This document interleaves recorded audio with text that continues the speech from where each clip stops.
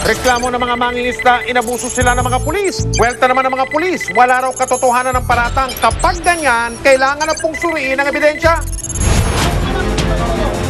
Nakababahala na umano ang bilang ng mga kaso ng pananamantala at pang-aabuso kung saang sangkot ang kapulisan. Sa katunayan, mahigit 2,700 kaso na ng tinatawag na police brutality ang naisampa sa Komisyon ng Karapatang Pantao o Commission on Human Rights nitong nakalipas na 9 na taon.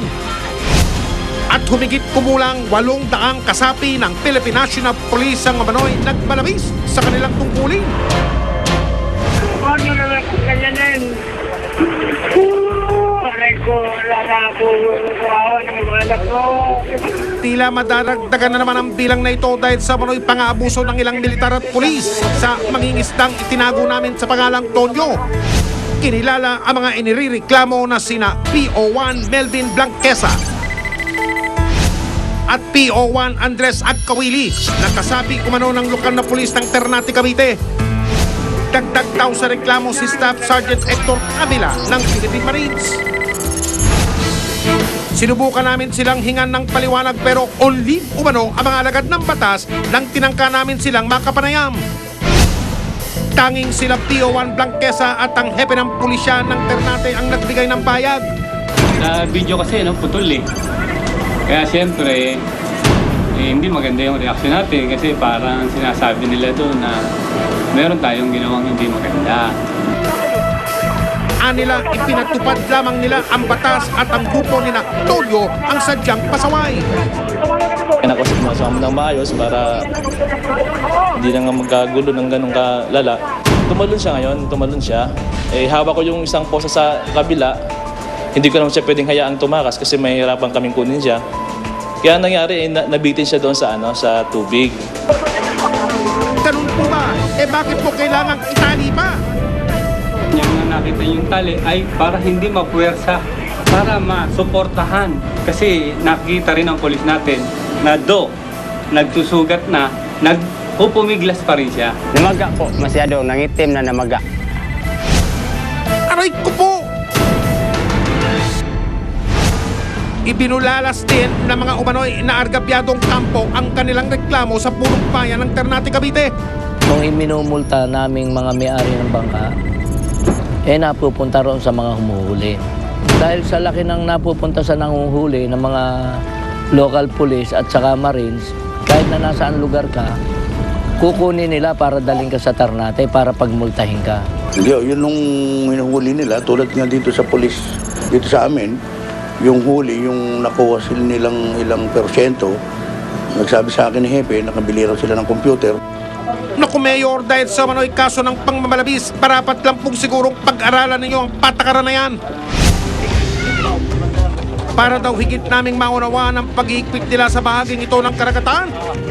Kinumbida kami ng punong bayan na sumama sa kanilang pagpapatrolya. Ipinakita nila ang teritoryong nasasakupan ng kanilang karagatan.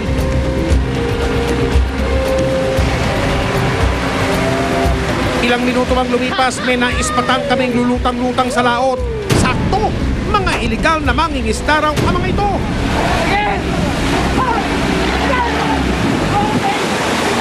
Dito ba sa bangka ko? Sige! Ayaw! Huli sila sa akto.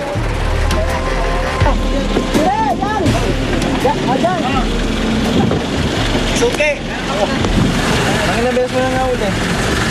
Pangalawa na kayo, sir eh. Pangalawa. Walang mga permito lisensya ang kapitan at mga tripulanteng kasama sa grupo.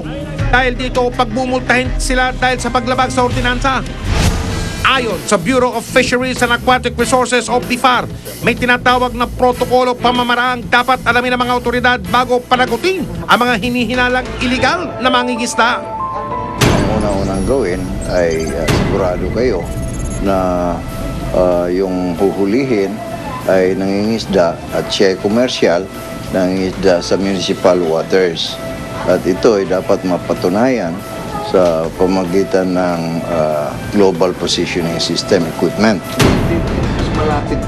At sa paliwanag ng mga nagre-reklamo, malinaw na hindi sila nag-over the backbone ng teritoryo. Ang dala kasi nilang Global Positioning Satellite o GPS device, isinasaad na wala sila sa tubig na sakop ng Ternate.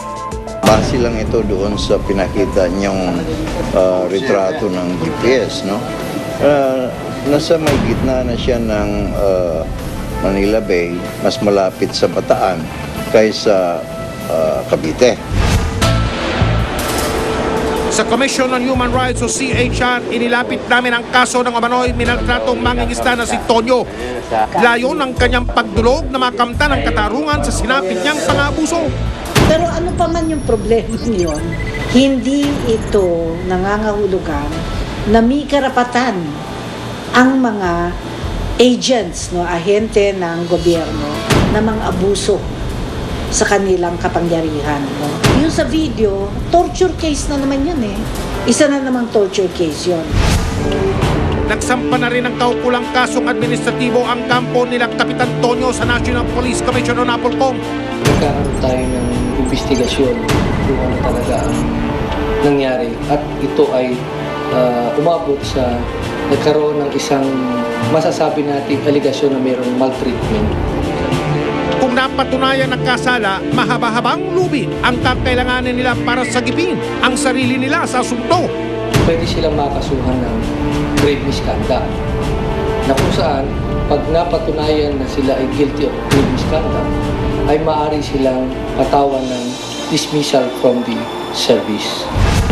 Ang mga alagad ng batas itinalaga para mangalaga sa karapatan ng mga ordinaryong tao. Wala pong puwang ang pang-aabuso at pagmamalabi sa ating demokratikong lipunan. Pero naniniwala rin po kaming mas maraming pulis at militar na malinis ang hangarin para sa bayan. Kaya't may tungkulin din po tayong sundin ang batas na kanilang ipinatutupad sa mga mamamayan. Susunod, imported na illegal recruiter, nangungunsumi ng mga Pilipino. Yung hinihingi nila na processing is 12,000. Pag hindi maibigay yung 12,000, hindi kami makakalis.